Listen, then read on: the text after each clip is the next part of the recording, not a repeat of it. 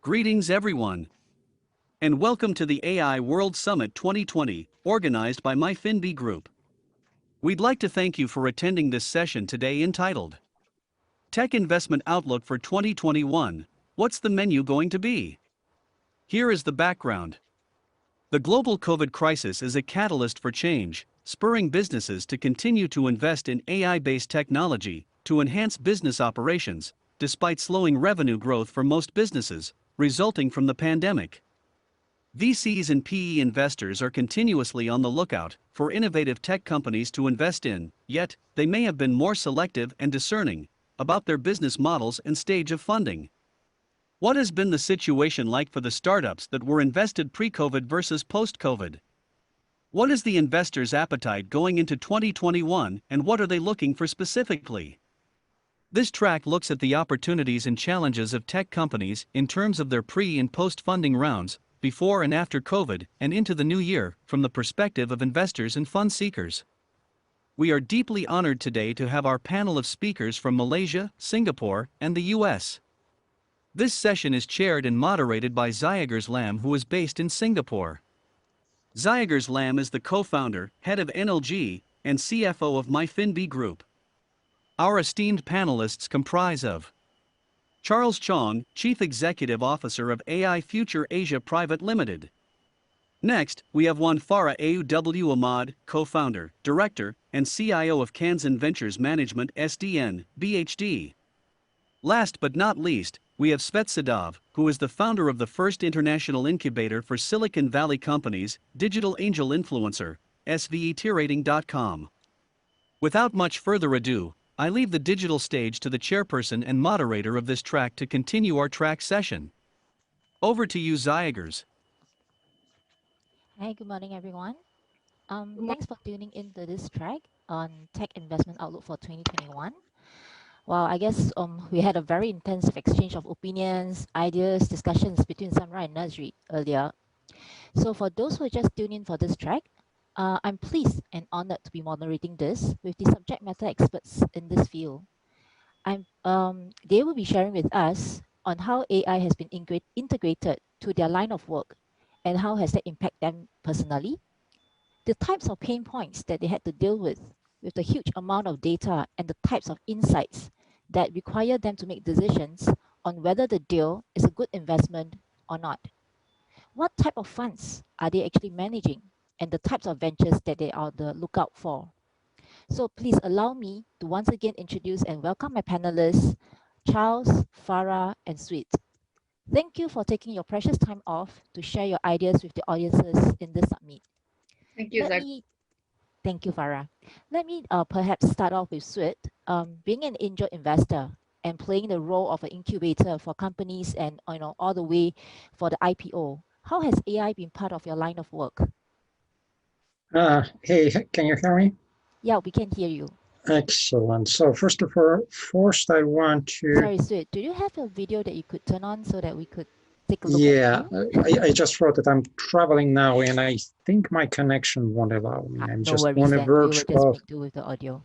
on my battery dying out, so I don't really want everything to interrupt it. Okay.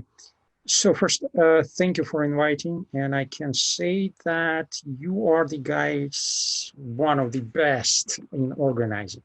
It's actually amazing because you actually one of the few who managed to get me online because your level is very good. So keep doing a good job. Second, how many participants we have? Only 3 of us, 4 of us? In terms of the panelists, we have 3 of you, yes. But who was listening? I just don't understand. How many people listening? Oh, in terms of the participants, we have 100 over of them online right now. Whom? 100 over 150 participants online right now. Okay, just to make sure, because usually I can see people kind of online and maybe communicate. So I'm not very good at making speeches. I can probably relate my story, how I come to Silicon Valley and what is my perspective to 2021. So basically, I've been, so my career started in Arthur Andersen. It is probably you not people know, but it used to be the most, I know, biggest consulting, like say 10 years ago, 15 years ago. And then they kind of crashed completely after in the wrong case. And I joined Anderson Consulting. So basically, my career started like traveling and talking to bankers and making basically all this financial consulting job. Then I left and started my own fund. And after a couple of exits, I left for Silicon Valley, which is about 10 years ago. And since then, I staying right here in the Bay Area, switching between San Francisco, Mountain View, Cupertino, and now I'm in Santa Clara. And of course, all these years, my strategies, approaches to VC and angel, and it's kind of changing. And I have been investing maybe 20 years in different markets with different capital. First, I started with managing other people's money, then I switched to my own money. Now I'm strictly speaking kind of alternating, just because sometimes I become bored. Maybe it's my nature. I just want to changes. I don't know.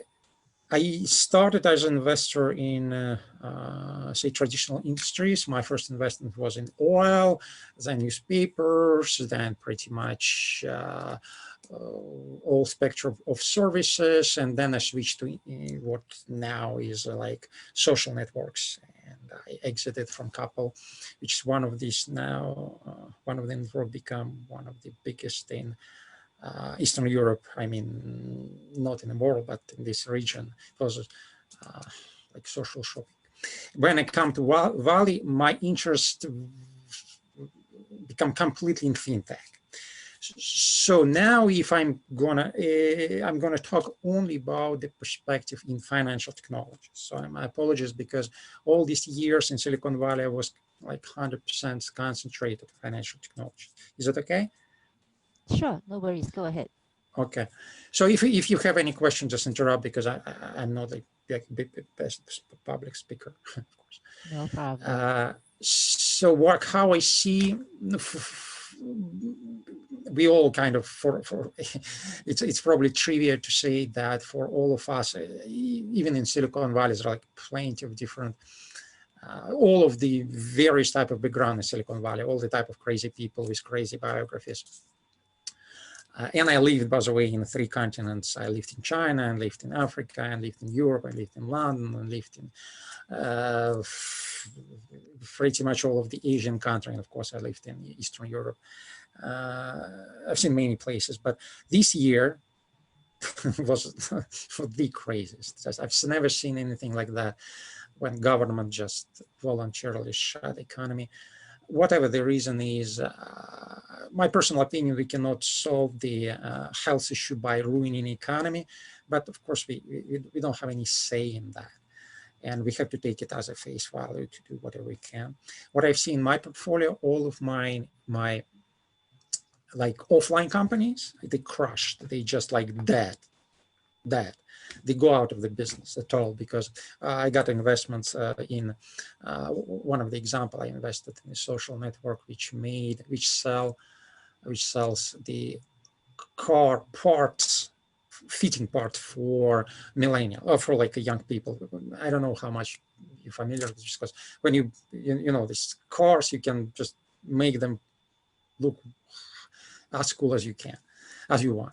And in the Valley, especially in the Bay Area, we have like a culture of that. So people are fitting different types of rotors, different type of motors, different type of windows. And I basically financed the network, and we got for about like 15,000 users.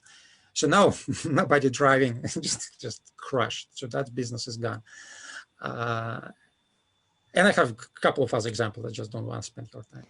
So my personal opinion is that unless in 2020 and beyond, unless there's people who are dealing like face-to-face with customers, have to deal face-to-face with the customers. For example, car enthusiasts we deal with.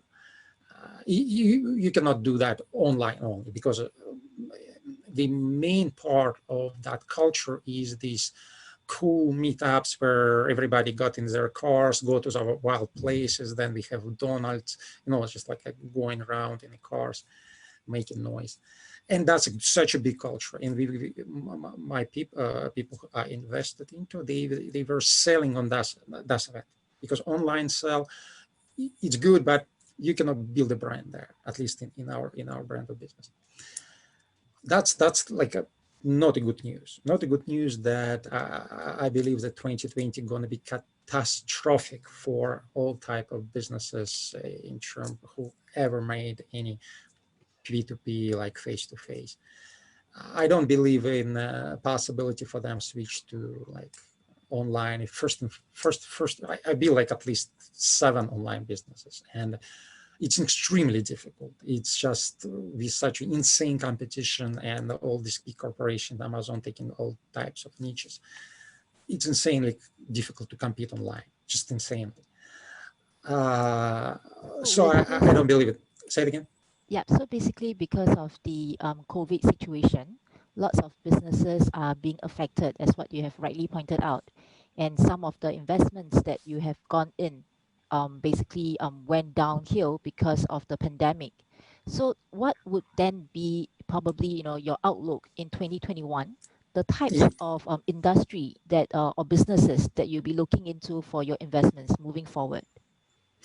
Yeah, unfortunately, myself as any other investor, we don't have like a crystal ball we can look into and like figure out what's going to happen. But as all of you probably guys, we reading all these economic reports, especially from I'm watching Federal Reserve very closely because as I said, my bulk of my investment is in fintech, and monetary policies affecting what I'm doing like very much, especially in terms of future value of my portfolios.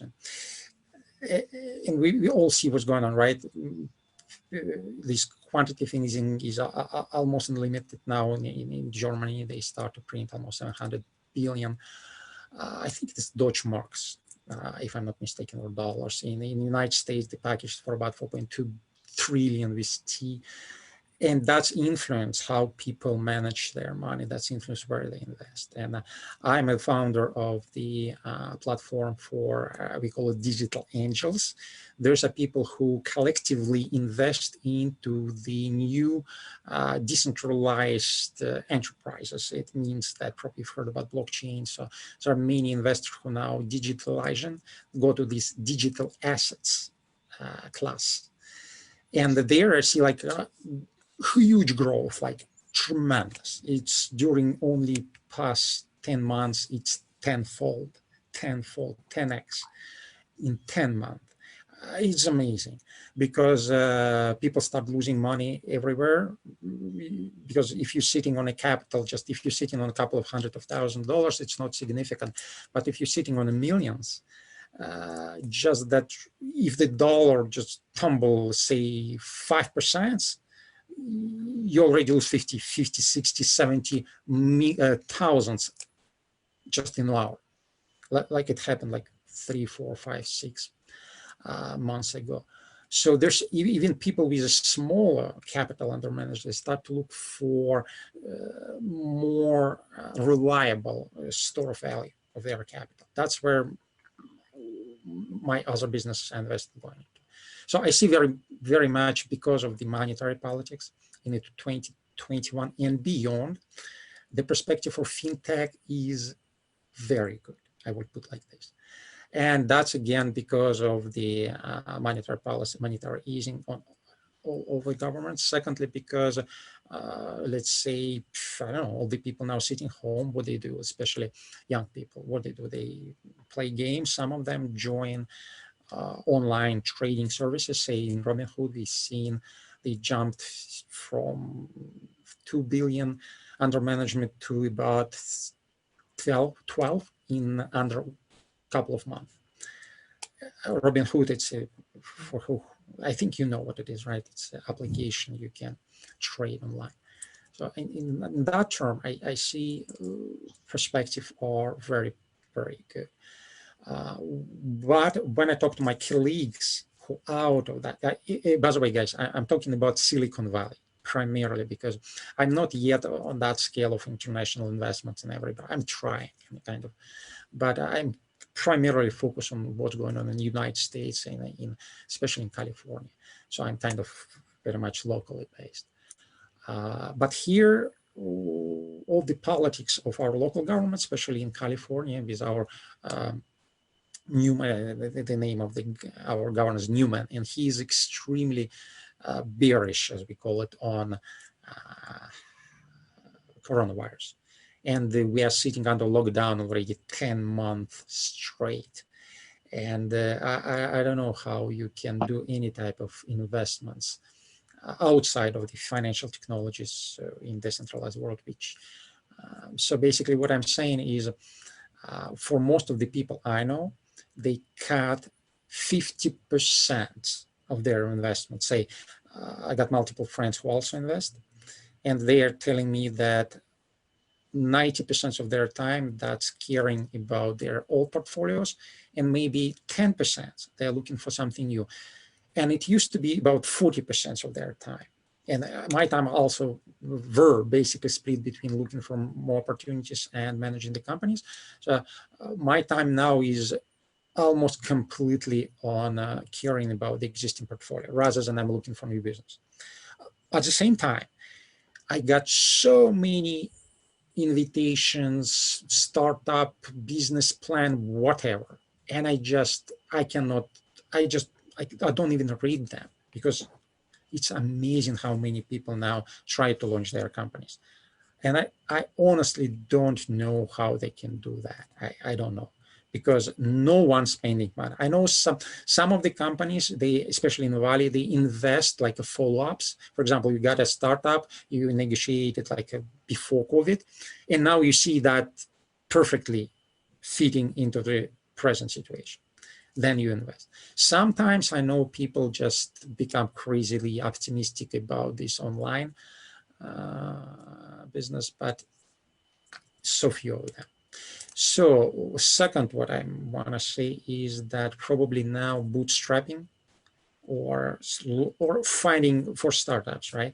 If you guys looking for girls, looking for launching your own business, which is probably what you have to do, because most of listening probably won't be will be out of job. I'm sorry, be very pessimistic. I don't believe in this recovery, in this new vaccine stuff.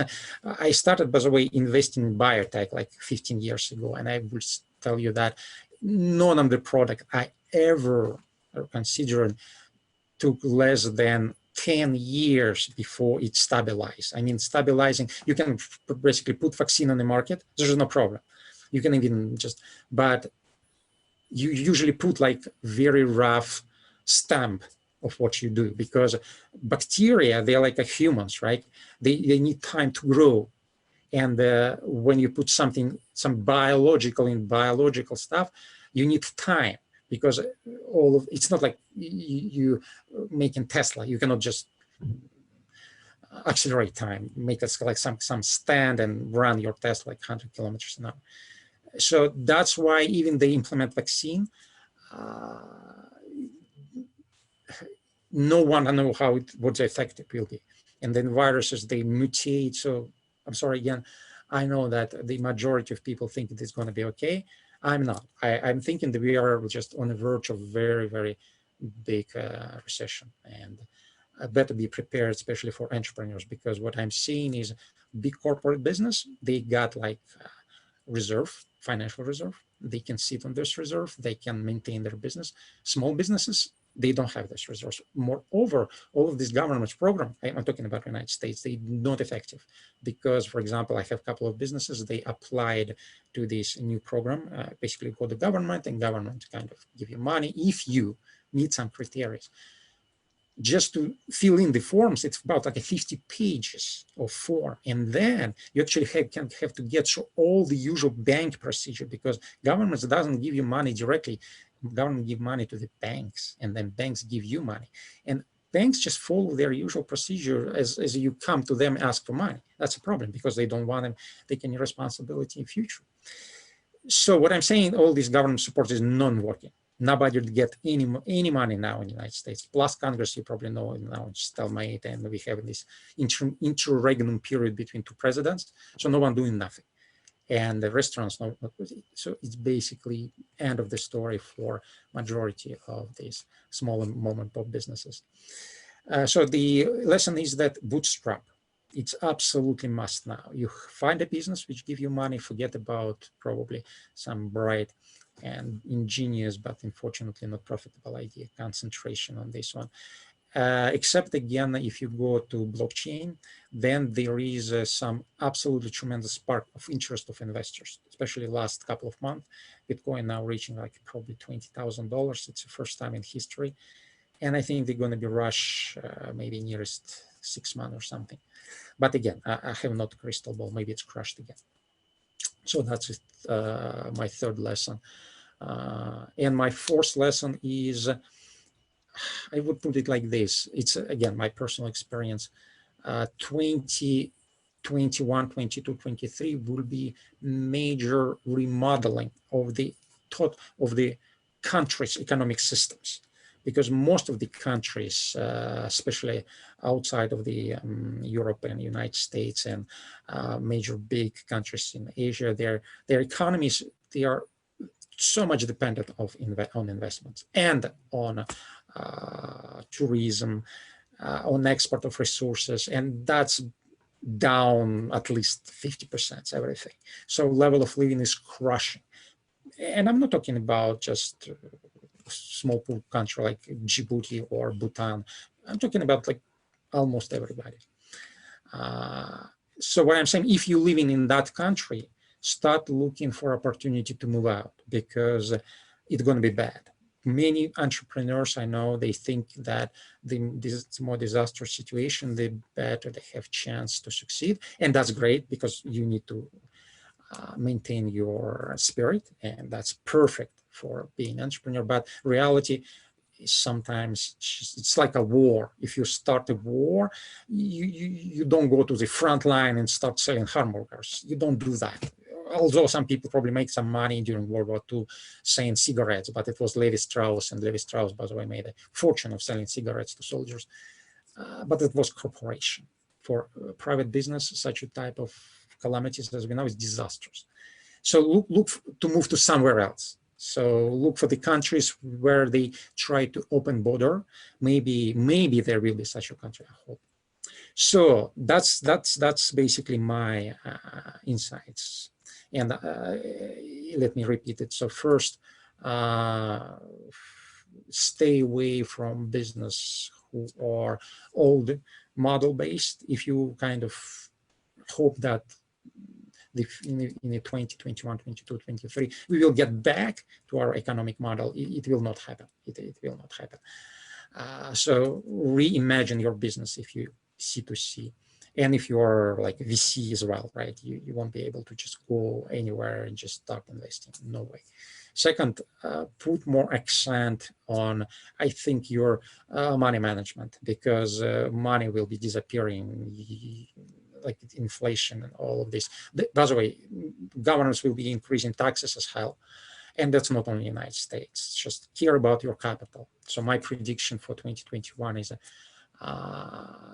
tax hikes. So increased tax on everything. Nobody will be helping small businesses. It's not the time. They will care about different stuff. I mean, the governments. Third is you have to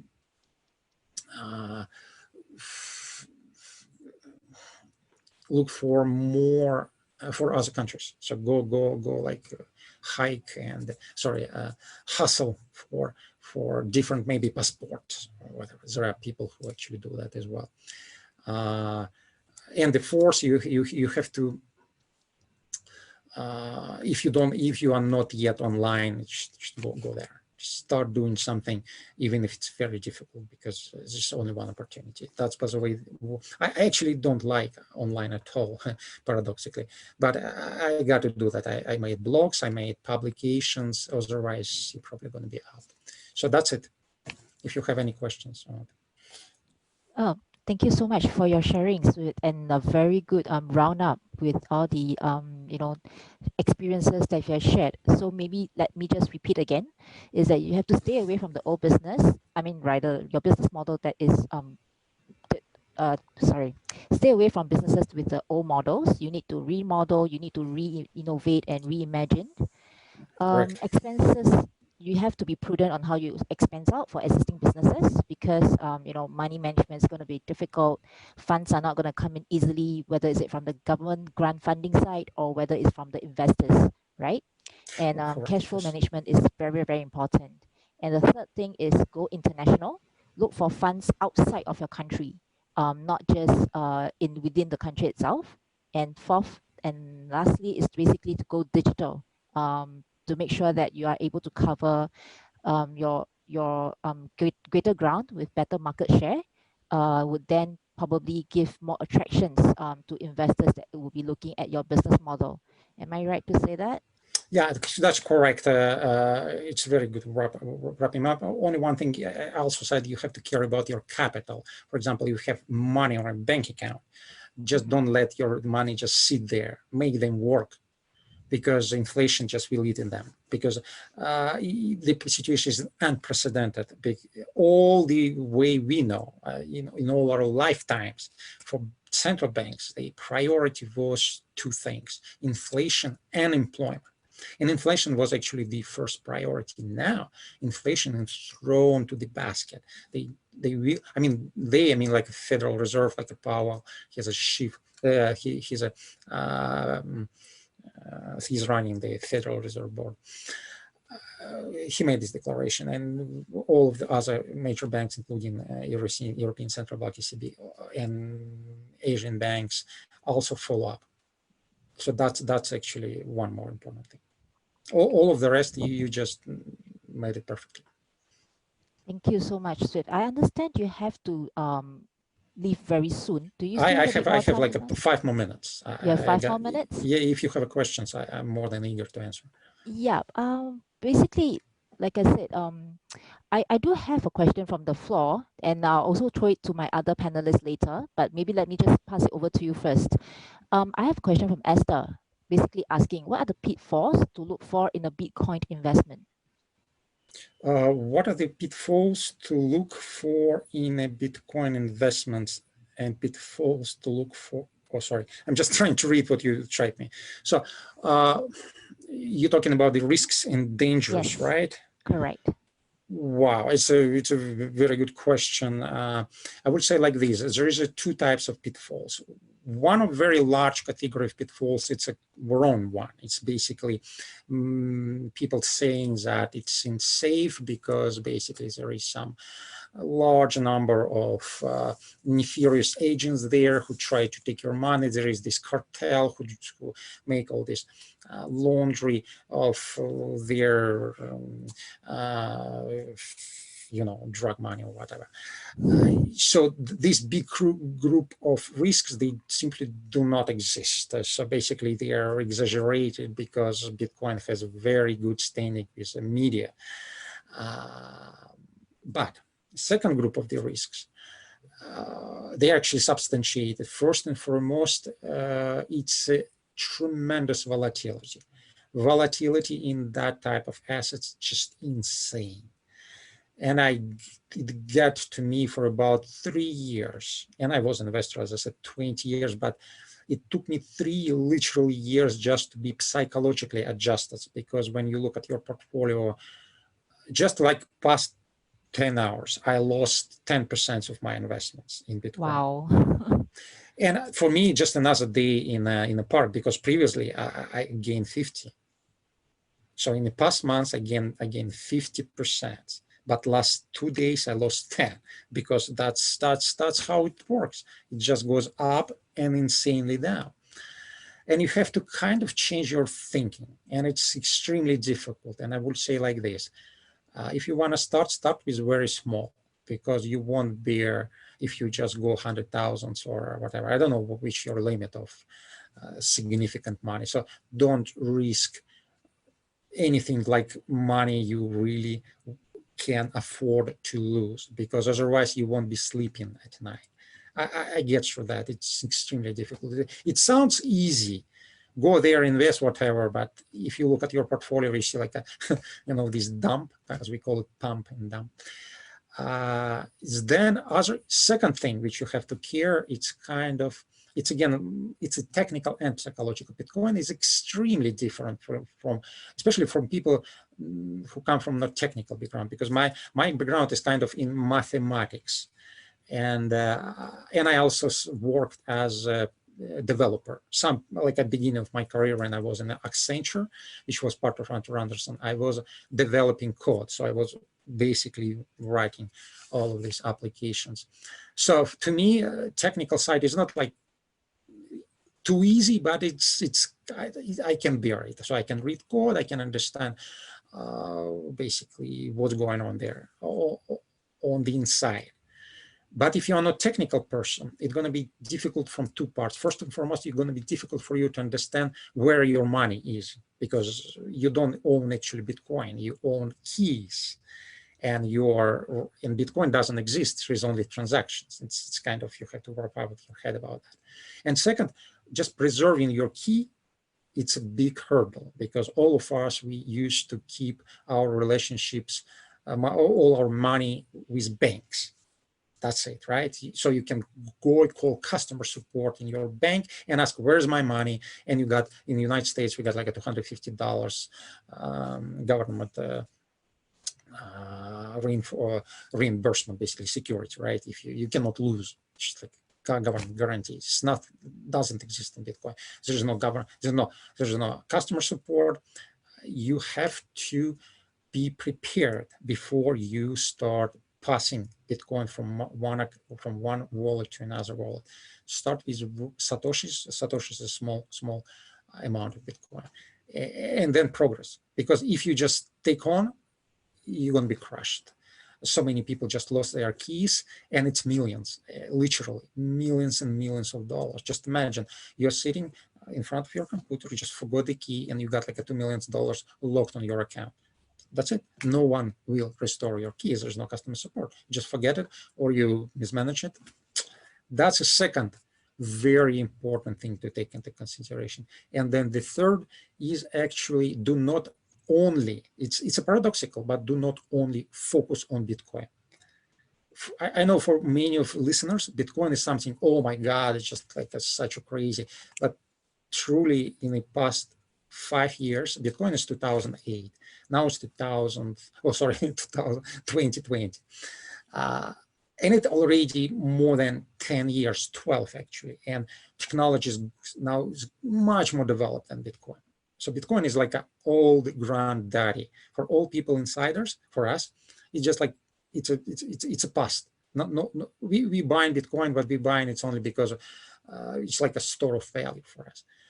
All the real cool stuff going outside of the Bitcoin, like a real good, very fast, incredible technologies. So third advice, just go and look outside of the Bitcoin. You start with Bitcoin, that's perfect, but then move outside, because Bitcoin is actually not going to be the most profitable asset, just by definition, because now everybody rushing in Bitcoin, like big funds buying the grayscales.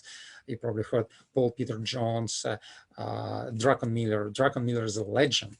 He's worked with Soros. I read his book when I was like 15-year-old. So it's like a god on the markets, especially on the speculative markets. He's buying Bitcoin. So it's like very, very mainstream now. But if you want to really be on the edge of technologies, you have to go outside of the Bitcoin, look for new, like Ethereum, or I don't want to make any promotion for anything. So just mention. Thanks a lot, Sweet, for your sharing, and it's really very insightful. I'm gonna thank you, and then I'll move forward. All right, move on with Excellent. Charles. So, and I again thank you, and I have to go now. So, thank you so much. Very good organization, and I'm looking forward. Maybe you can. I just leave my email. Maybe people can send me. No problem. All right. Questions. Okay. Sure. Bye bye. Bye. Charles, are you online? Yes, I'm online. Hi. Thanks for being here. And basically, I just have a few questions for you. Like, you have been managing family funds, family office funds for a very long time. So how has it been different in the past when you had not adopted AI previously versus presently now? What would the role be for AI, has done for you or mean for you personally in your line of work? Could you share with us on this? Yes, definitely. Okay. This is something very close to me. I have been doing all this work in the past manually. When we want to look for investment, we have to go to the market. We go and source for the right projects and the right investment opportunity. Charles, your video is not of course, on, by the way. Huh? Your video is not on. My video is not on. Okay, Yeah. let me on the video. Okay. I don't can't click the video link from my We can see you computer. now. You can see me? Yep. You can see me. Okay. Yes. Cool. But I can't see myself. You only see the video here. Can you see me now? No. No. Okay. We think we make do with this one. Okay. Stop my video. Cool. Good now. All good. Okay. Yep. But I still see his. Okay. Can you see my screen? Yes, we can. You can. Okay. Okay. Good to go. Can you see my screen? Can you see my screen? Perfect. Okay, perfect. Yes. Oh, okay. In the past, I'm doing this because I've been doing technology business for the last almost 30 years now. All these years in fintech, and I worked for the bank for more than 20 years before I started my own practice. So, and because of that, I've been working with software companies all my life.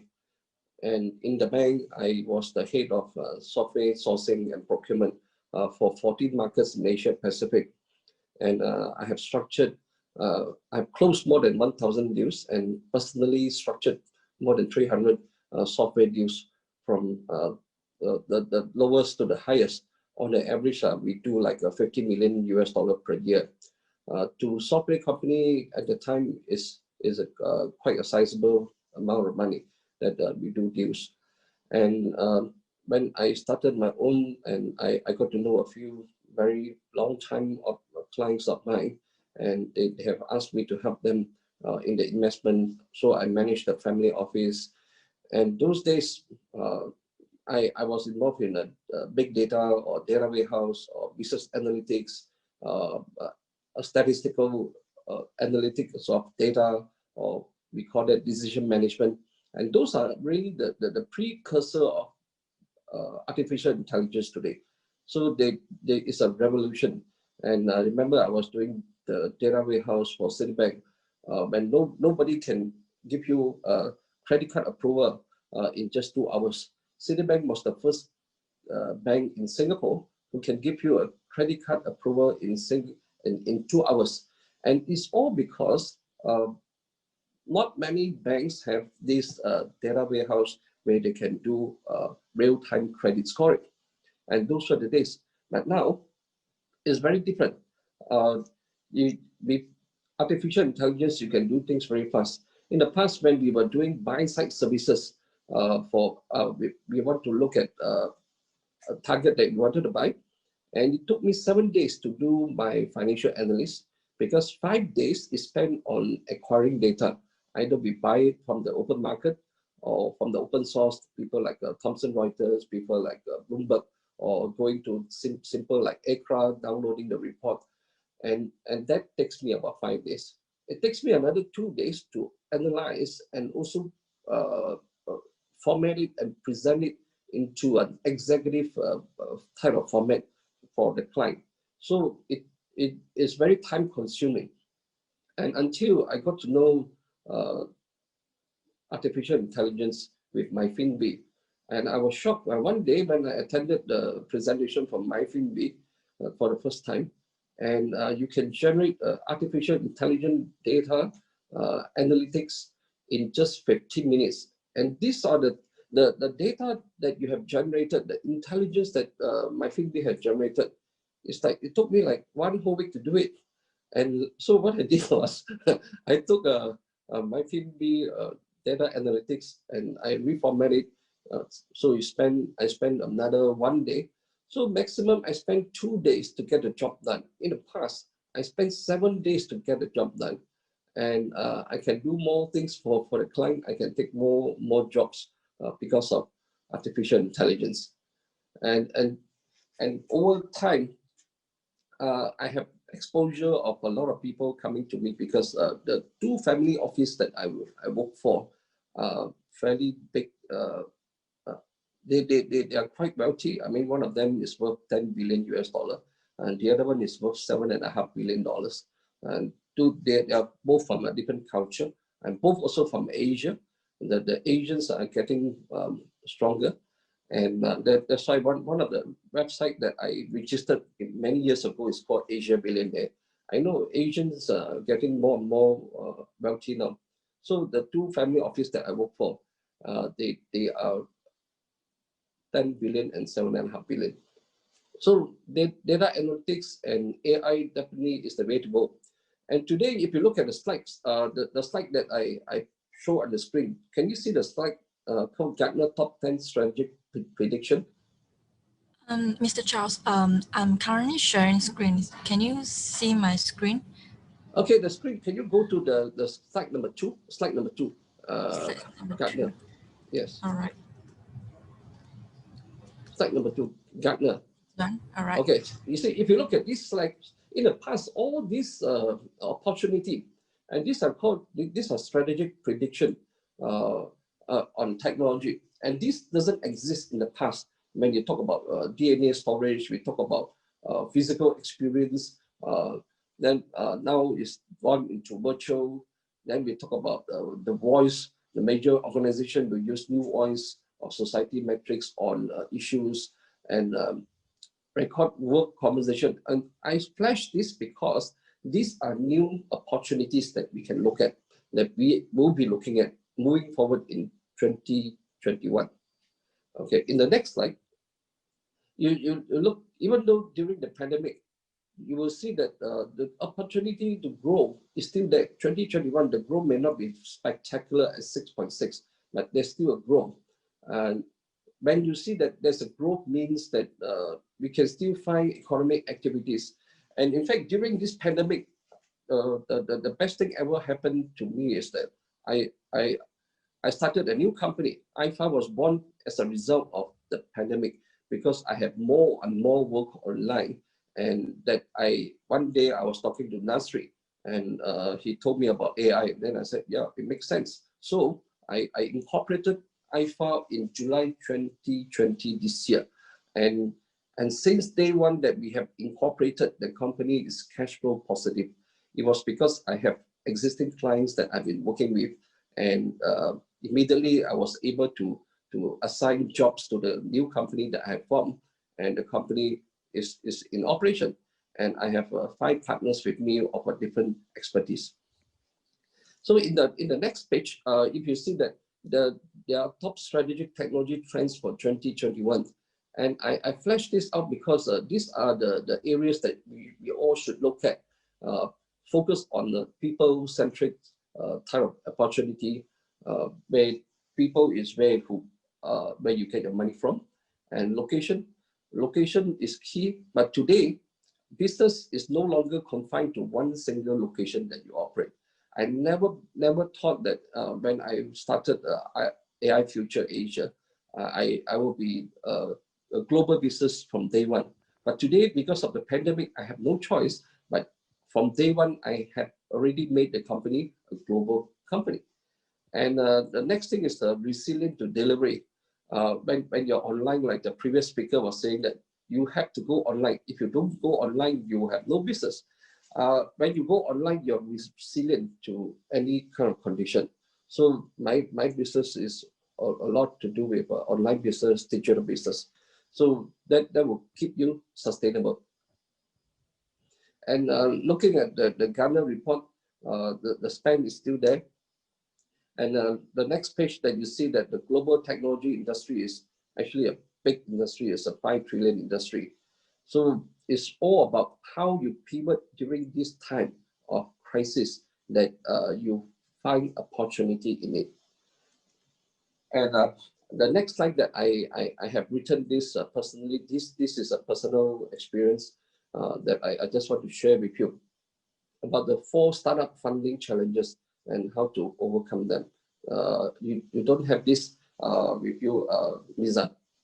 I think these slides, I didn't give it to you. I find that most people who come to us every day and every month, on the average, I have like at least 10 to 20 people coming to me with their presentation, with the business proposal, looking for funding. I think the first thing that I will ask them is whether the business is scalable.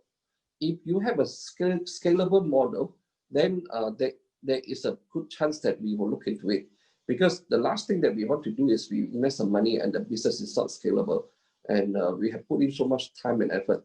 So if the business is not scalable, means there's no potential of going for IPO. All the time, our criteria is we want to book with companies with a good potential that is scalable, that is potentially can go for public listing. That's number 1.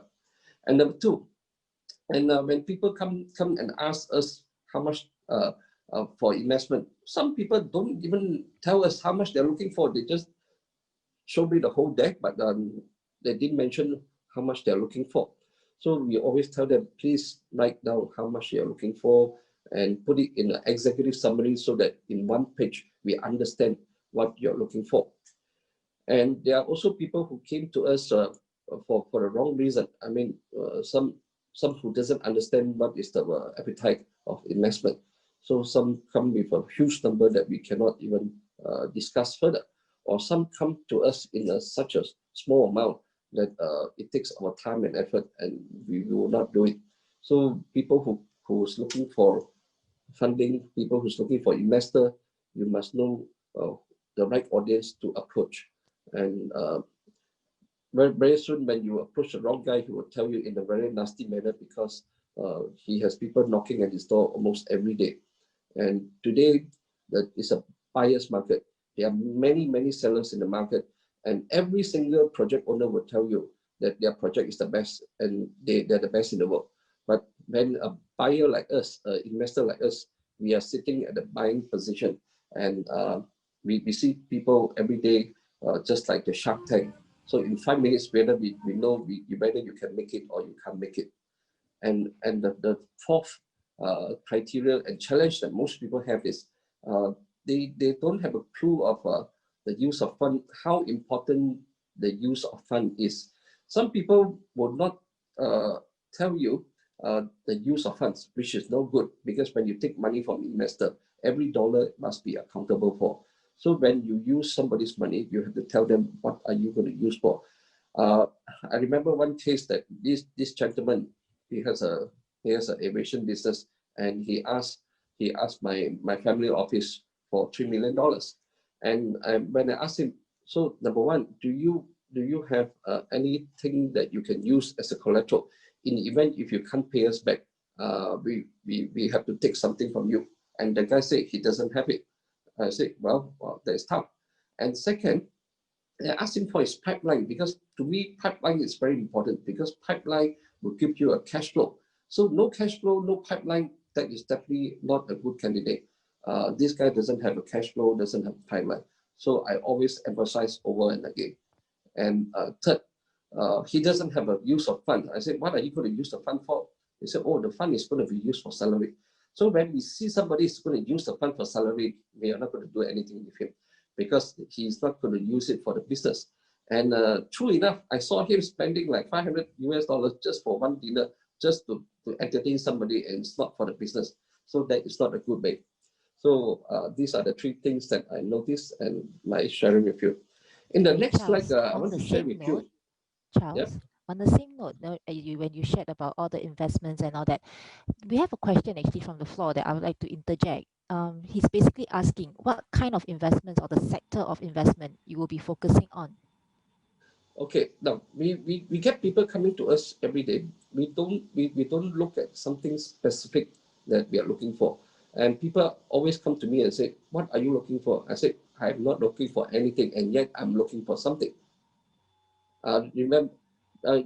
Please remember this when you're talking to somebody. That's somebody who is on the buy side.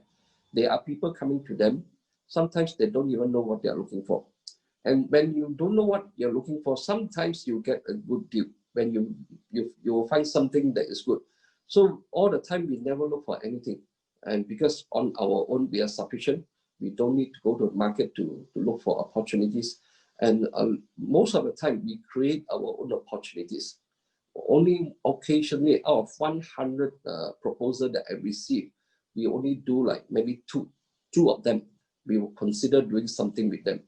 And it's for one simple reason, because we know that at certain point in time, what is our balance sheet? Sometimes it's not because your project is no good, it's because we have used up our balance sheet for the year and we have no more money to invest. That's number one. Number two, maybe that project is a good project, but sometimes it just hit on a no type of investment. Like my chairman, he will never do anything that is alive. So if you tell him that there's a fish farm, there's a chicken farm to invest, he won't do it. Anything that requires you to kill alive, he won't do it, because he's a Buddhist. So I hope that answers your question. Okay. In the next slide, I flash out the first slide. Can you go back to the previous slide? I think slide number 3. Using AI for investment analysts.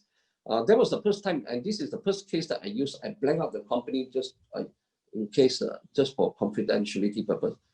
Just go back to the 2 previous slides.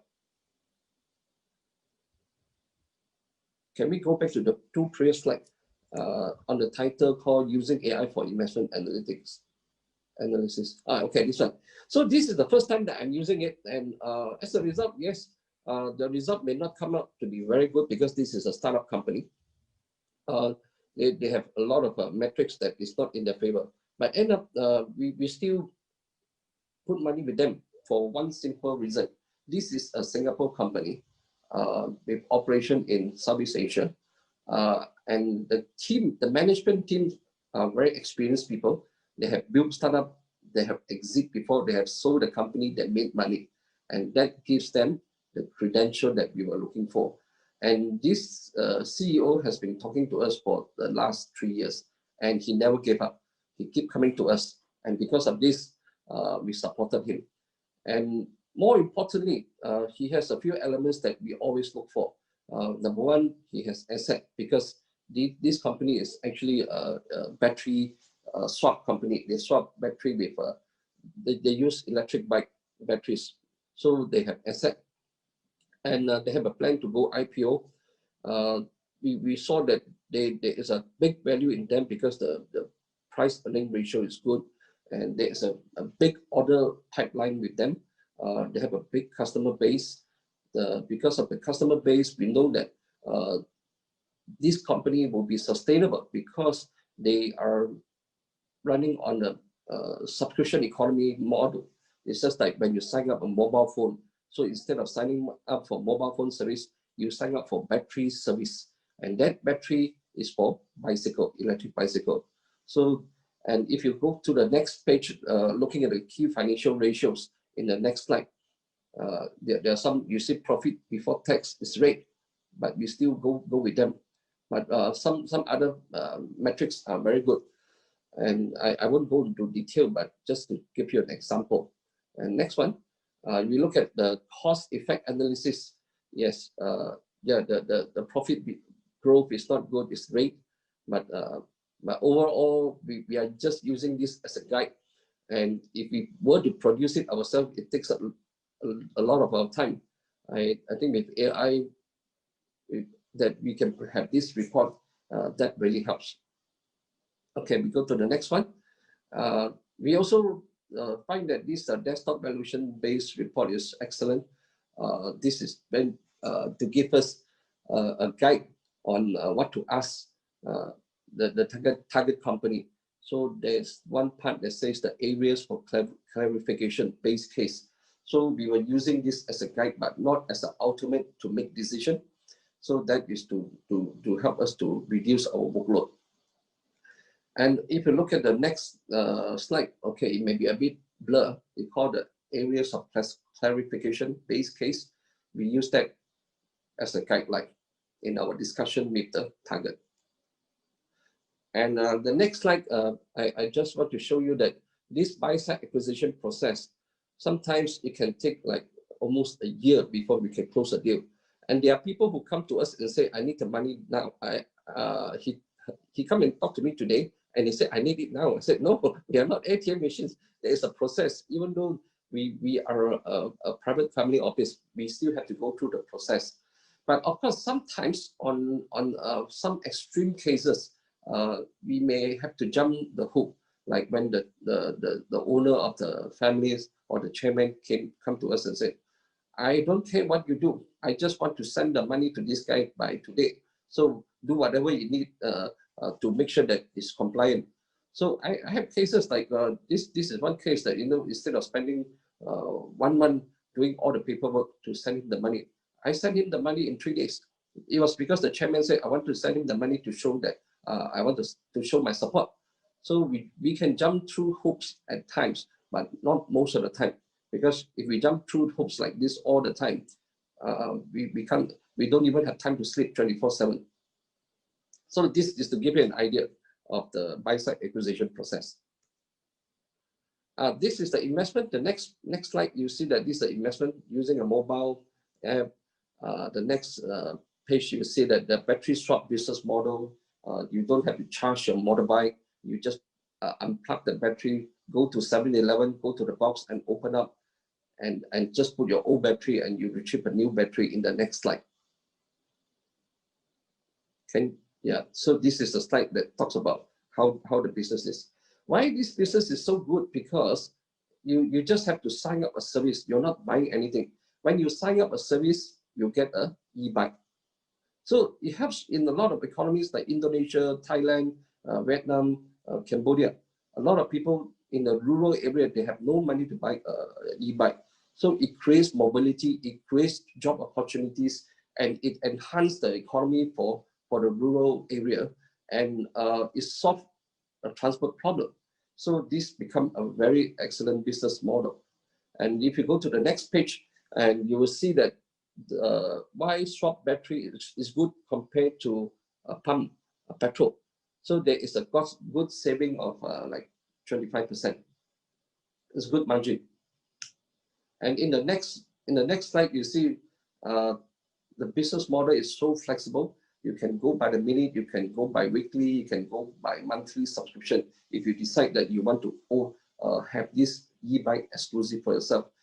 This is especially popular with Indonesia, where the people who use a motorbike or e-bike to make a living with a Gojek, with a Grab food, and this is excellent because they don't have to pay a startup cost. So you can rent by the minute, you can rent by the month. So you don't have to fork out big money to buy an e-bike that will help you to start your business.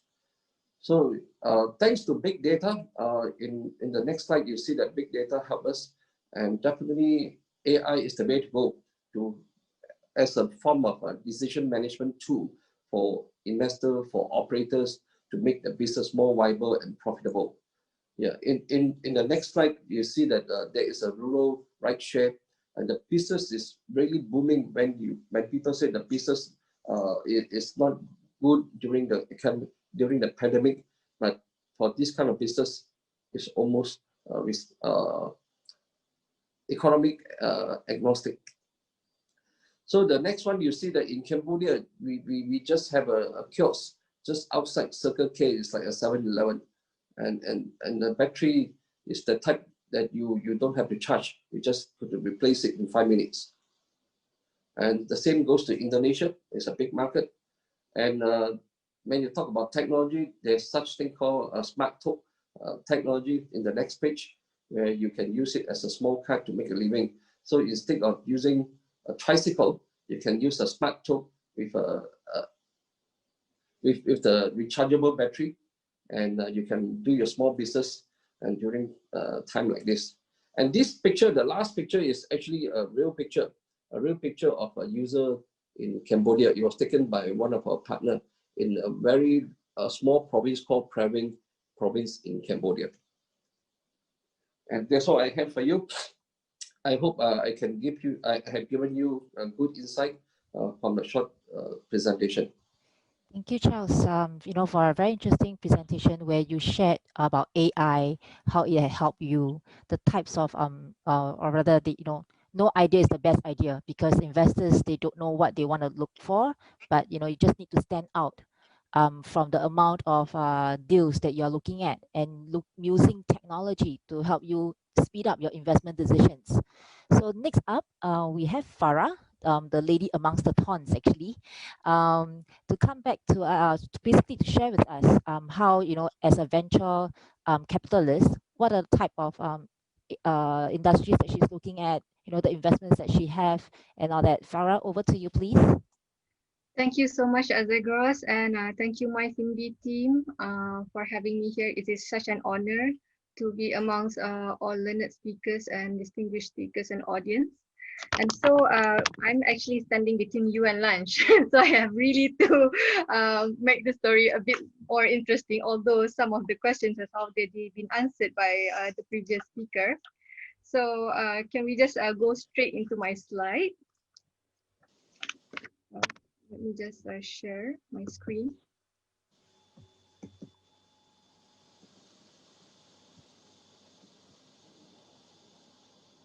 So as a background, I actually spent 9 years from 2004 being in venture capital until 2011. And then I started my entrepreneurial journey doing many things. And Farah, do you want to put your slides into presentation mode? Yes, it's doing that this moment. Farah, maybe let me to help you to share screen. Is that all right? Okay. All right.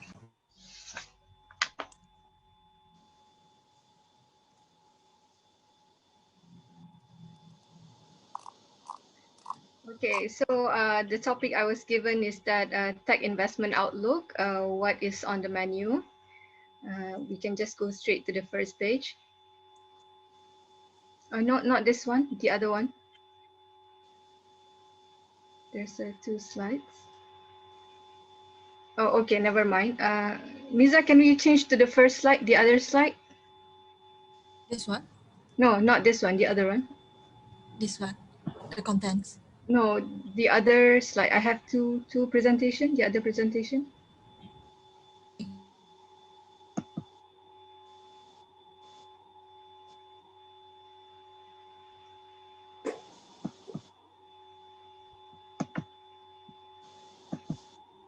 Okay, this one. Okay.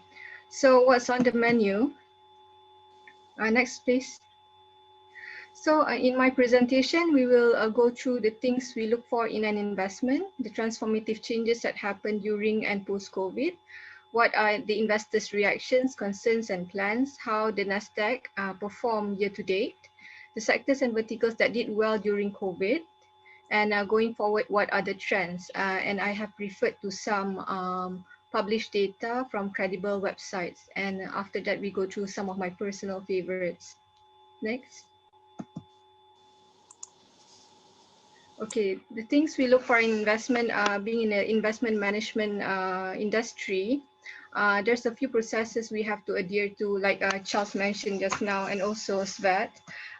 We have the levels of processes that we have to make sure that we go through, such as the screening process, the onboarding process, deal flow management, and then we have to do due diligence, and that one takes time. And AI can really help in helping us to vet all the information and that is given by the startup or the SME for us to evaluate. And then we sometimes the SMEs that approach us, they are not really ready in terms of going to see in the investors. Their data or their information are not really in proper order. So we actually need to help them to build up their profile. And so much so that we actually help them to put things in place where they should belong. And then after that we do the evaluation part, and then there's also the investment decision making part. And after we make the investment, there's also the post investment monitoring part.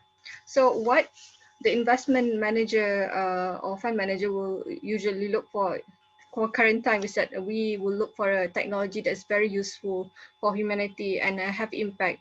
Mostly, I see the trend going towards those that support the SDGs, and then a technology that we understand and applicable, relevant where we are based. Just let me adjust my slide for a while. And a product solution that solves current problems and addresses real needs, not nice to have. Although some companies might go into a not nice to have because they can actually see an addressable market demand in that area. Case in point is that I won't name that company, but that company really actually have an autonomous cars currently, but they have also decided to go on a liquor business, and that works for them because they know that which market they can actually address the demand from.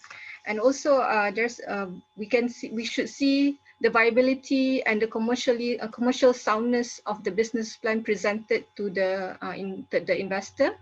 We like something that is recurring revenue in nature, something that can be sold over and over again. But of all, we actually see who we are putting the money into. Actually, we see the person behind the company, whether he or she, the promoters, are trustworthy, responsible, and also diligent business owners. The next is timing of technology and suitability of adopting that technology at a certain time and geography. Sometimes you can actually be early because maybe where you are, people do not understand the concept or the idea that you are presenting them. They don't understand what this technology is able to solve. But Alhamdulillah, thanks to COVID, now everyone is like moving towards digitization, and we are, not to say forced, to learn all of this technology going forward, and we actually have to adapt. The key to survivability is actually to adapt and to innovate.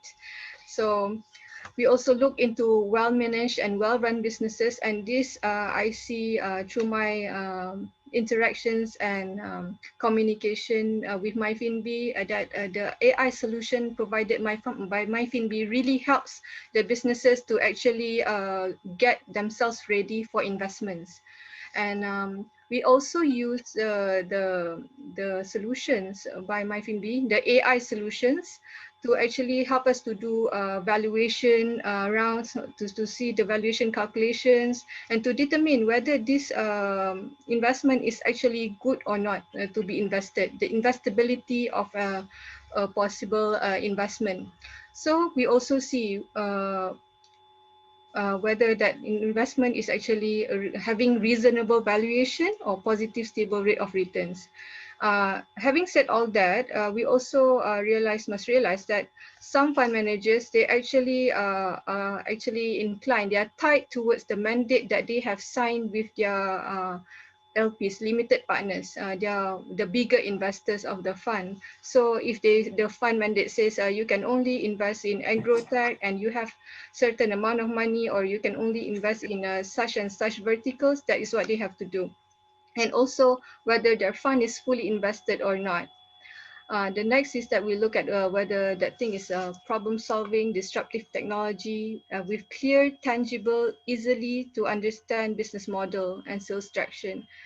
Okay, so we also love something that is reduced in uncertainty. You know, we as in, although when you make investment, high risk, high reward, we always try to take in measures to mitigate the risk, and we actually will go for the ones that is a calculated risk. Next slide. So this topic, transformative changes during and post-COVID. 2020, as you know it, is a year of transformation towards digitization. A lot of businesses pivot and shifts towards to ensure business survivability and sustainability. Case in point is that there's one company doing a car fixture, and then they're actually listed company, and then they actually pivoted into making masks. A lot of companies I see have shifted into PPEs just to survive, and also e-commerce, and a lot more that is more online related. So building digital assets is key, especially if they are related to generating revenue and top line. And I quote this from Mr. Nazri. And we also see the surge and aggressive growth of online activities, e-commerce, and software development and use of apps. Okay, sorry. Can we just run through this video from my fellow friend, Mr. Abdullah Hassan from Kuwait. He's an investor from Kuwait, and he advises SMEs on investments as well. Hello, everybody. This is Abdullah Hassan from Kuwait. I head a venture capital fund in the UK and another in America. This is a supporting message for my colleague senator from WBAF, Farah from Malaysia. And I'd like to give a message to all the people attending her amazing event soon. Now, the world of entrepreneurship is changing, and I believe you all should also change with it. Everything is moving to a direction where people want to be more healthy, more conscious, more comfortable, more secure. Try creating ideas and concepts that are around this. Make sure that your segmentation of market is clear. Don't keep everything open and wide. Try to be very focused when you target your audience. Try to focus on how to create a stronger revenue model. Creating profitable business ideas is much better than creating great business ideas. Try to make sure that you choose the right team. Your team always is the biggest contributor to your business success. Try to make sure you validate everything that you do enough and many times over before you launch it. And take advice from everybody, but believe in something that you wish to implement as a strategy, because what you do is more about what you believe in than just good advice. I wish everybody a lot of success, good health, and enjoy this beautiful event with Senator Farah in Malaysia. Thank you so much, Senator Abdullah Hassan from Kuwait. And it is true that he say we want to be more healthy, more conscious, and more secure, and AI actually helps us to do that. Next, I was asked what are the valuation levels pre, during, and post-COVID. So let's go through the concepts first. Price is a function of supply and demand. When there is less supply, the prices go up. And then when there is more supply, the prices go down. And then the relation between price and valuation. Valuation is a function of future growth, risk, and cash flow.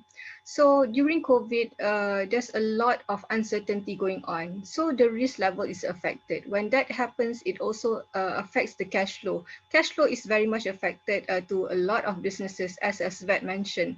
And then because when that happens, it's already affected the cash flow, then the future growth is also affected. So it actually goes is very much interrelated. So when you see COVID happen, a lot of the inflated valuation in prior was slashed down to more reasonable levels. So that is when the investors actually, some that still have the investable funds with them or big amount of funds with them, they started investing actually during COVID.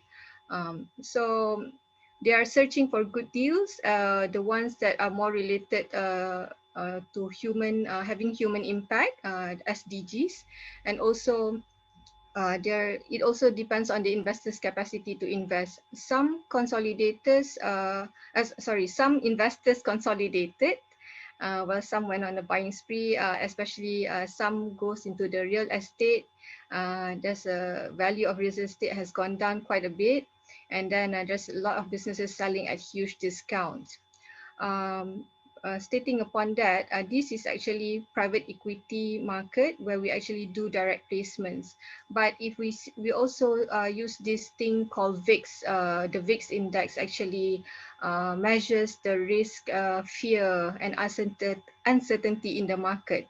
The risk and the VIX index actually perked around March 16 at the 80 levels, and now it actually has went down to the 20 level. So it's somehow has quite stabilized now. So we can see also the IPEV, actually the International Private Equity and Venture Capital Guideline, has issued a special valuation guideline in relation to COVID, actually, they issued the guidance in March 2020. On the other part, actually, when the investors invest, I saw this happening on Bloomberg. Blackstone is said to be seeking 5 billion. That means they're raising funds, doubling down on the second Asia fund. And the focus shifted to COVID-19 vaccines, e-commerce, health tech, logistics, delivery apps, AI tracking apps, the contract tracing and all. So we can see that the tech sector has performed quite well despite COVID happening. It has actually performed 30% approximately year to date. So this is this next two slides I took from KPMG Asset Management Valuation webinar, and they have gone through the discussion of how COVID has impacted private equity investments. Yeah, so they mentioned that there is a decrease in the secondary activity. I think that is a listed market, yes. But after that, it depends on which sector that activity is. And then also there's a decrease in valuation, net asset value, and increase in discounts to net asset value for listed PE, and increase in uncertainty. And this is how they actually, the factors that they see impacting the valuation. They go on the methodologies and processes. I'll just read to you. The pricing methodologies have shifted more towards income-based approaches, specifically scenarios-based methodologies. Market-based approaches are still used, but require careful consideration, and special attention has to be paid on the impact of the new IFRS lease standard. And the multiples now being used are more reasonable. So we have to adjust the multiples versus the earnings. And the projections and business plan impact of COVID-19 on businesses and business model, and decline in economic activity, global recession, financial crisis. Okay. And there's also impact on long-term profitability and growth levels. So this is actually just a summary of the businesses that performed during COVID, the e-delivery, the online businesses, online meetings, Zoom. In Malaysia, we have Touch and Go, the online app, Touch and Go, Grab, Boost. All these are being used extensively for people to order food online. And there's the delivery business, the logistics business, the health tech, and there's a Zoom webinar and e-commerce. A lot more actually.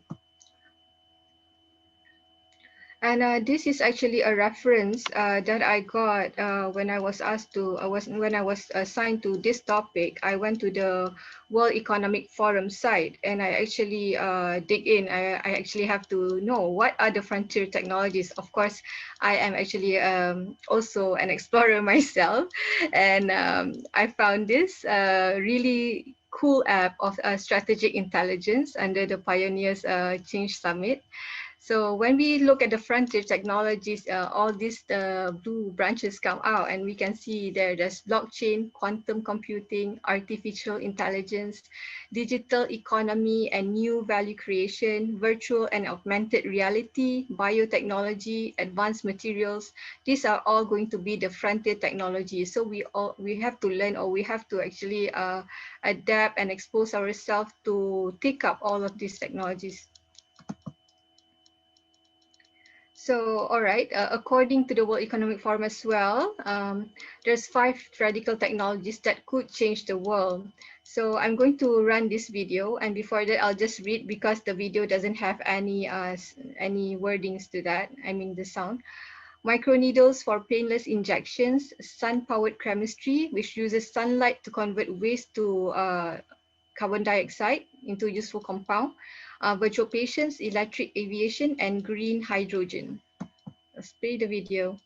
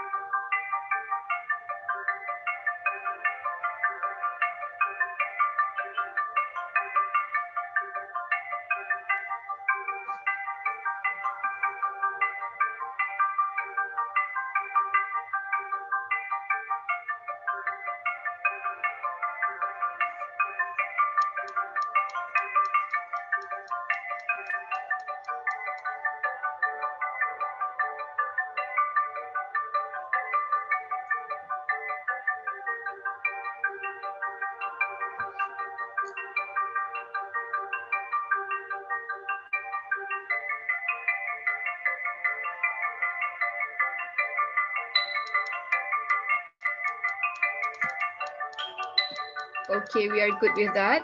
We'll move to the next slide. So according to Gartner, the top 9 strategic technology trends for 2021 are as per below: Internet of Behaviors, Total Experience, Privacy Enhancing Computation, Distributed Cloud, Anywhere Operation, Cybersecurity Mesh, Intelligent Composable Business, AI Engineering, and Hyper Automation. I couldn't actually possibly explain all of this because I'm also still learning myself, but these are, according to Gartner, the top strategic 9 technologies for 2021. And next, okay, this is just another clip from my friend on WAF, an AI expert,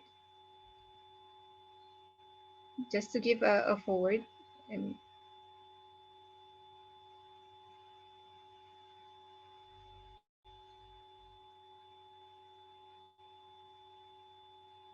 Hello, this is Piyush Sharma from India for the AI World Summit 2020. I think almost all of big technology, and that includes Google, Apple, Facebook, Amazon, Microsoft, they all today combine technology as a service along with platform business models. What this does is that this turns the conventional logic on its head, where the more the number of users, the more is the value of the firm. See, we all understand that the consumer today is a multi-platform consumer and consumes the narrative that he wishes to. This is wherever, whenever, and however, right? So the key component of all modern day business model successes remains aggregation of users, engagement of users, and monetization of users, what is also known as ART, that is acquisition, retention, and transaction of consumers. So the new growth model is thus characterized by a marketplace where buyers and sellers meet the power of community and networks and are amply supported by AI-powered intelligent data insights. The revenue model typically being a subscription-driven one, right? So welcome to this new business model of the 21st century, which is where I see the investors putting their monies in. And naturally, all of this is powered by technology. okay, thank you very much, Mr. Piyush Sharma, for that short and sweet statement. And we go to the next slide. Okay, this is just, I won't run the video, but this is one of the areas that we're looking at, gold-backed cryptocurrency. As Svet mentioned just now, one of the main problems that we have about cryptocurrency is that the uncertainty, and there's a lot of fraud going on. But this with First Gold, this is actually gold-backed cryptocurrency. You can use cash to buy the gold, and then, or you can use Bitcoin or any kind of cryptocurrency to buy the gold, and you actually have real gold stored. So this First Gold is actually a partner of mine, and we're looking into investing and being partners with them. Next. This is also Finterra. We're looking to sustainable ventures, which actually supports SDGs. One of the investments that we're looking at that can give actually 30% returns over 40 months period. This investment in agriculture, because the trees that they actually plant grows faster than normal trees. This is very good for reforestation. And also it emits more oxygen levels than the normal trees. And the trees can be used for a lot of uses actually to make furnitures and fixtures. Next. So this is one of the two of the things that I actually also encountered while doing some exploration stuff. This is actually an AR medal. I'll just run through it very quickly because it's this is an AR medal.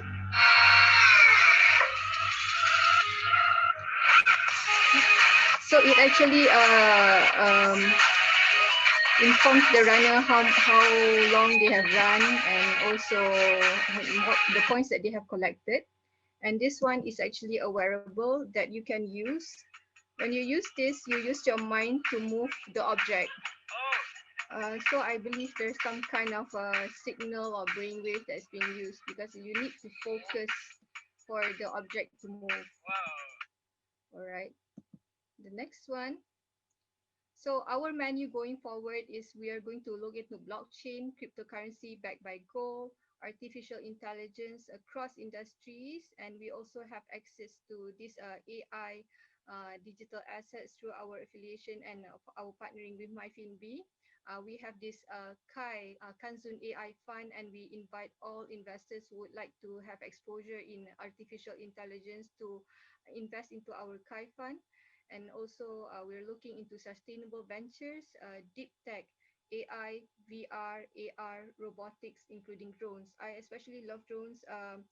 The fact that they are being used to do deliveries, they can be used to actually do firefighting. And the last that I saw yesterday, they can fix light bulbs as well. So there's so many uses to this. There's also spatial I/O. Actually, you go into the meeting wearing some sort of Farah, you're kind of getting a bit more soft. Oh, okay. So for the AR, so virtual reality, this is a few years ago I got this, but now it's actually being developed to a more how do you say, a more sophisticated VR glasses to go into the spatial I/O. So you have to use an Oculus for that. So I think I've come to the end of my slide. So please, we are open for all collaborations, investors who would like to get exposure in the AI or blockchain or fintech, go back to currency and all that, to please message me. I will be more than happy to talk to you and discuss further on our future collaborations. Farah, we have participants saying that they can't hear you. Ah, you can. Okay. All right. Thank you so much. For any questions, you can contact me at my LinkedIn, and we invite all investors also to join and collaborate with us. Can you hear me? Yeah. Yes, much better, but still soft. But I think we can do with it. Okay. Thank you. Thanks, Farah, for your wonderful presentation. You had a lot of insights. You shared a lot of new knowledges. At the same time as you present and prepare for this, I think you also gain your new knowledge along the way. I think a very quick recap on the points that you have mentioned is that in terms of Kanzun level, you are looking at investments or technologies, investments that have impact that comes with it, SDG related, and is applicable and relevant for the areas that you're looking for and the sectors of the business. And because you guys work with LPs, you're also tied in terms of the sector that you have signed your arrangement with them, and as well as the available of funds within the LP itself. And of course, what is interesting and what would attract you guys would be the business must have recurring revenue in nature, right? And calculated risk that you will go into for the business.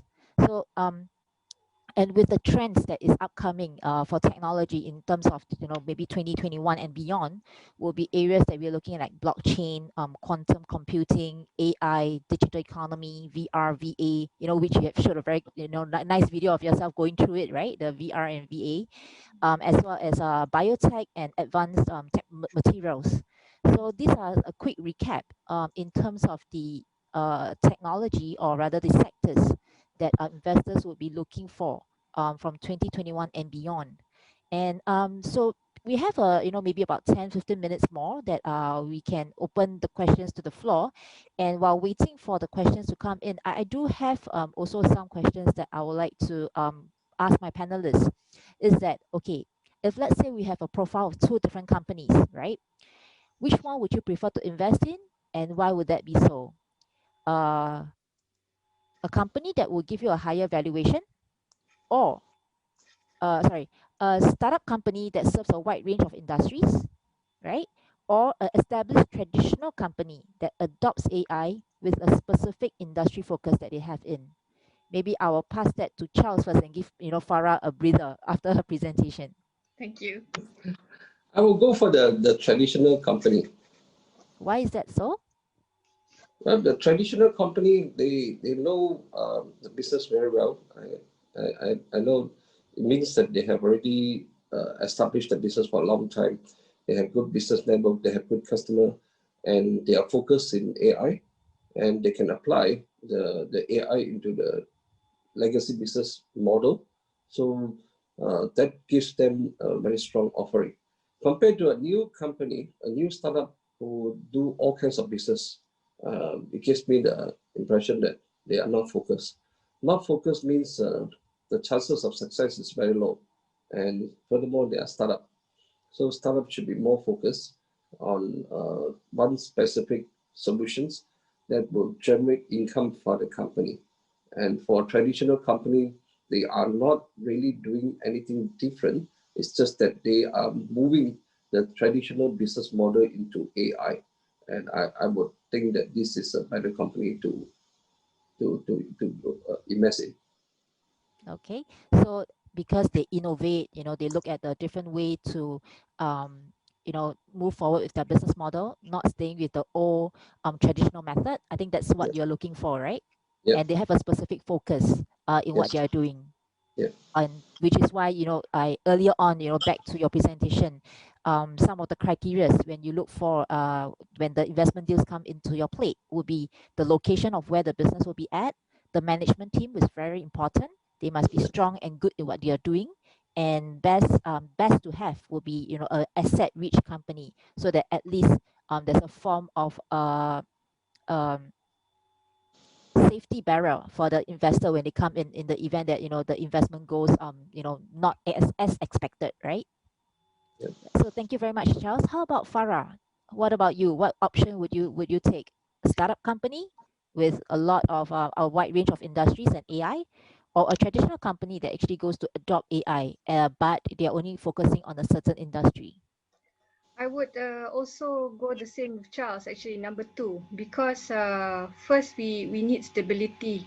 We want certainty of income also. Why I say this is actually before the SME actually go forward do the business, they have to go and validate the market. There's market demand only, then they can actually do the business. They must verify there's a market demand. That if there's like a low market demand, why would they actually bother going into the market, right? Although they say they might be niche and then they would like a blue ocean or anything, but the thing is you have to sell what the people want and need. A lot of companies, they actually go into business doing what they think is cool or the latest thing, but actually they have a difficult time selling it. And also you actually the more traditional business, they are focused in what they are delivering. They know how the businesses work, they have a lot of experience, they're not all over the place.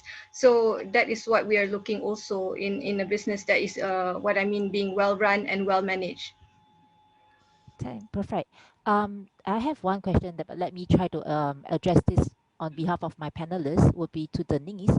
These two funds managers, or rather the speakers, Farah is from Malaysia and Charles is from Singapore. But I think they do not just look at local funds or companies, but they do, invest into companies that has the right model, the right criteria that they're looking for. And maybe, Farah and Charles, you want to add on to that question? Actually, there is no right and wrong model, but fundamentally, I personally like to do only projects and also investment in a country where we are close to. So I always tell people we can do anything between Asia Pacific, between 6 hours of flight time from Singapore. Anything outside 6 hours, we won't do it because we don't have that kind of time to fly all over the world to get the job done. So that's one thing. But of course, preference is always given to any projects that is between Southeast Asia, because Southeast Asia, our traveling time is shorter. So like, for example, if I have a project in Japan compared to a project in Cambodia or Malaysia, I would choose Malaysia, I would choose Cambodia. I would choose Japan. Japan is very far and it takes up our time. Great. Just to add on is that because Charles is basically involved earlier on, he shared in his presentation, he actually made his company global without expecting it to be so when he started out, because and due to circumstances of the COVID. So he has network and operations in Singapore, Malaysia, Cambodia, right, Charles? Yes, we have Shanghai, we have New York, we have Cambodia, we have Jakarta, we have KL, and Singapore. Yeah. So I guess that would kind of be some of the country or the area of focus that their fund will be looking at. How about yourself, Farah? Would it what are the countries outside of Malaysia that you guys would also be interested to look into? Okay, thank you for that question, Zagras. Actually, because I'm connected to the World Business Angel Forum, and there's investors from all around the world in that platform. There's business angels and also venture capitalists. There's funds, and we are also ourselves looking for limited partners to invest into our funds. So we invite all limited partners who actually are interested to invest into the areas that we actually mentioned just now to contact us. In terms of our fund, we have a geographical allocation of wanting to invest 70% in Malaysia and 30% outside of Malaysia. That is a nearby region as well. Reason being, it's easier for us to monitor the investment, post-investment, but we do not limit that to actually only this area. It can go on a case-to-case basis, because every investment brings with it certain kind of merits. If they can solve the distance issue by ways of online communication or something, and because I've also went through the experience of doing trading with a US counterpart. So when it's a daytime here, it's nighttime there. Sometimes we have to stay up until 3 a.m. and that's not going to be pretty the next day. So yeah, I understand. Fortunately, you don't have to meet them face to face now, right? Yes. Yeah, we are open as long as we can manage whatever that comes with it. Yeah. Great. I hope that answers the questions. And one more question: how AI technology and digitalization actually give impact to job employment? Farah or Charles, who you would you like to take on this question? Yeah, I can take that. And AI is a new technology, and AI is something that open up new opportunity, because you need people to operate. You still need people to work on it, and as a result, it create new opportunities for people. It's just like in what I'm doing. So if I can do more work that I used to do, and definitely I want to take in more work. And in order to take in more work, I will hire more people, and more people can do the job for me. So I don't have to stretch myself too much, and that is what I'm trying to do. And one of the best way to overcome a resources issue is like instead of during this COVID period, we don't want to have a fixed overhead by having headcounts. So we can look for a gig economy. I mean, we are now in gig economy.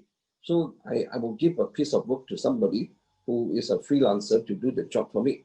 And so I can have a big team. I have the biggest team in the world, and yet I don't have the biggest team in the world. I go to people like Fire, FIVERR. They are the largest online resource platform for freelancers.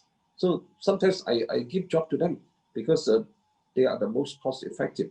So because of COVID, because of AI, there are a lot of people trying to offer the service in AI. So it's about how you create opportunity out of AI, and this is one of them. Okay. So Farah? time to answer that. Okay. I think has to be a mind shift. Workforces have to go on reskilling and upskilling. They have to actually learn AI to future. They have to do this. There's no other way. Because AI solves a lot of problem that involves in repetition work, automation. It actually offers automation, because time is life. It's not just time is gold. Time is life. Your time is much better well spent doing the things that you are good at, value added activities. So this is how AI can actually help the workforce in a lot of things, from objective decision making, from coming up with insights that is more accurate than if it were to involve some political views in it. So that is my take on the workforce. Although some of them, they might feel a little bit intimidated. They are scared that the AI will take over their jobs. I especially watched this real life when I actually freelance for a cloud company last time. They were actually wanting to migrate their old accounting system to a new ERP system. So the traditional chartered accountants, they were very hellbent not wanting to move because they said this worked for us last time, and why do we have to change? But then after some time they realized they really need to change because the accounting work of intercourse of 5 companies is actually much better, well managed if we are to have AI in it. Okay. I think our participants are not hungry. They don't want to go for lunch. So the thing is, I will just take one last question from the floor, and I'll do a quick recap, and then we will end the session. But not to worry. If any questions that we have not managed to answer, and you have more questions that you like to ask, we do have a portal that you can, get your interactions with our panelists and as well as the other attendees of the session. So one last question from Azhar. What is the tenure of the investment? Will the VC exit at 3 or 5 years or all the way to IPO? Okay, Maybe Charles. Farah, you want to start that first? Okay, the tenure of investment, we usually, before we go into the investment, we usually know at what price we want to exit already.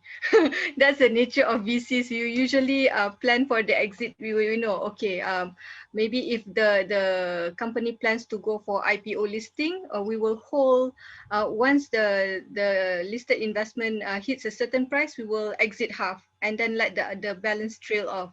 And then we will actually also sell it when it hits a certain, like a T1 and a T2. It's actually levels where we are going to exit. In terms of preference, we will do the risk assessment if we were to hold on longer, because exiting means we will get more cash to reinvest. But we also see we will actually weight that between getting more money in the future than making a new investment, and also assuming the risk with the new investment. So we will have to weigh the pros and cons of hanging on to an investment. But basically, being a VC, VC investments, usually there's some gestation time for the company to go to market. If they are in the earlier stage, like the seed or the startup, they take more time to actually go to market. Unless if we go into Series A or Series B, they are much more well prepared to exit. So if it is the stages of investment also very much determine the time that we spend into the company. So for the startups, it will be more like a longer time, maybe 3-5 years, 5 years. We want to exit as soon as we can, actually. So for the later stage, maybe it'll just be 1-2 years, we can exit already. It depends on the condition of the SME of the business. How about Charles, at the family office level? Would y'all have the Yes. same kind of approach like the VC funds, or is slightly Yes, different? we share the same sentiment as Farah, but generally we like to exit between 3 years, less than 3 years, because we have to put the money to work in the first 2 years. So we most likely we can't take out the money, and we like to give people some time to generate the money. And at the end of third year, we like to exit and move on, and that is where we take a profit out of it. So on the average is about 2 to 3 years. Great, perfect. So I think thank you so much. This is the time that we have for today for this track. So thank you so much, my my dear panelists, and Sweet, who had to leave us earlier due to other engagements on his end. He's actually based in California, so he was on the go while he was going through this session together with us. So a quick recap with my 3 speakers earlier on was that from Sweet, he has mentioned information like you have to move away from the old model because of the pandemic, the situation right now. Many businesses have actually died down if you do not innovate, you do not remodel, you do not reimagine your business. And if, let's say, for example, you have not gone digital, please explore going to the digital market right now, even though we may be against it for whatever reasons in the past, but I think this is the new norm of doing business and to get more business deal. And it's also very important that you must make sure that you know how to be careful and prudent on the way you spend your money, whether it's your own internal funds or when you actually get funds from your investors. You must be very, very clear on how you're going to spend them and it's at the right places, which that will tie in with what Charles have. And the last but not least, he also mentioned about capital. It's very important that you take note of the capital in your business because inflation is going to go up, taxes is going to go up across the world because a lot of countries actually dip into their federal funds to help businesses, companies, to build up the economy. So once you touch on your federal funds or reserves, that's where governments will have to take it back somewhere somehow, be it in the ASEAN region or whether it's the European or US countries. Next up, then Charles, the recap of what he has mentioned is that AI helps in the way of how to improve efficiency. How and when you go for investments, when you look for investors, you must know who you're you're pitching to. What's the appetite of the investors? You don't go to them if, let's say, your funds are too small and they're looking for funds that's between a certain range size, and how, and most importantly, how are you going to use the funds that you're going to asking them for? You can't go to them and say that, oh, I want 5 million. And they will ask you, what do you need it for? I'm not very sure. Maybe I'll use it for manpower, I'll use it for salary. And the very interesting thing that Charles mentioned was he realized that this guy who came to them to ask for investments, they will spend 500 US or 500 bucks on meals. So that's not rightly using the investments that they're asking for. So there's no ROI for the investors or no incentive for the investors to come in. And most importantly, you must also showcase and have pipelines that you would be able to generate cash flow and revenue for your business that will give the investors the confidence to invest into your business. And last but not least, they will also be looking in terms of the location of your business, where you're located, the management team, whether they have the expertise, whether they are good in what they are doing, whether they are dedicated to the business or, they're just running this on a part-time basis. And of course, whether you have any assets within your organization, whether is it a soft asset or a hard asset. So this is a quick recap on Charles' presentation. And last but not least, I have the Rose here, Farah, right? So she talked about they invest into a company with technology that gives it an impact, right? Areas like SDG and as well as things that is relevant to the business and tie in with their LPs that they have signed on, the sectors that they need to be involved in, and whether the funds that of the LP is actually still available. Same thing, they do also cash flow, or rather the revenue is very important for them. You must prove that you have recurring revenue, and they will go for a calculated risk when they do a review of the investment deals. So I think, and of course, she did share a few areas of the trends in AI. Go to online e-commerce, AI tracking, health, logistics, delivery apps. Because all of us are now getting very lazy, sitting at home, working from home. We rely a lot on delivery services to give us our food and all that. And of course, blockchain. Even before COVID comes, it has always been an up-and-coming technology that people are looking at, or investments. Then there's quantum computing, digital economy, VR, VA. So I think any other questions, I really like to thank all your patience for some technical areas, technical issues that we had earlier on in the session, and staying longer than than what is expected. So thank you very much. And now we have our next session coming up at 1:30, and I'll just pass the floor back to our host for the day. Thank you. Thank you so much, Douglas, and MyFinB. It is indeed an honor to be here amongst all the knowledgeable people.